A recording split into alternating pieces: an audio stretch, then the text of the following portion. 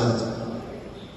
എന്നെ സംബന്ധിച്ചിടത്തോളം അതിന്റെ ഭാഷയും പൗരാണികമായ 10 നൂറ്റാണ്ടിലുണ്ടായിരുന്ന ഭാഷയുടെ സവിശേഷതകളും ആ കാലഘട്ടത്തിലുണ്ടായിരുന്ന ചില പ്രയോഗ സവിശേഷതകളുമാണ് എന്നെ ആവേശപ്പെടുന്നത്. എനിക്ക് നൽകിയ പുതിയ തിരിച്ചറിവുള്ളതായി ഞാൻ കൂടുതൽ സംസാരിക്കുന്നില്ല, കാരണം സമയം പോയി. എങ്കിലും 2-3 കാര്യങ്ങൾ മാത്രം ഞാൻ ഈ നോവലുമായിട്ട് ബന്ധപ്പെട്ട് സൂചിപ്പിക്കാം. ഇതൊരു നാടിന്റെ ചരിത്രമാണ്. നാടിന്റെ ചരിത്രം രേഖപ്പെടുത്തിയിട്ടുള്ള ഒട്ടനവധി കൃതികൾ മലയാള സാഹിത്യത്തിലുണ്ട്.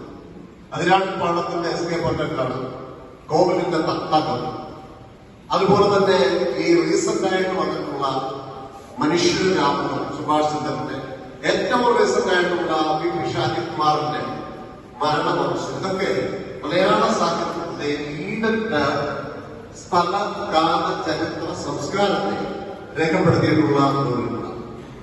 അതിൽ നിന്ന് ഒരു പടി കൂടി ഉയർന്നു നിൽക്കുന്നു എന്നുള്ളതാണ് ഉല എന്ന നോവലിന്റെ ഏറ്റവും വലിയ പ്രത്യേകത.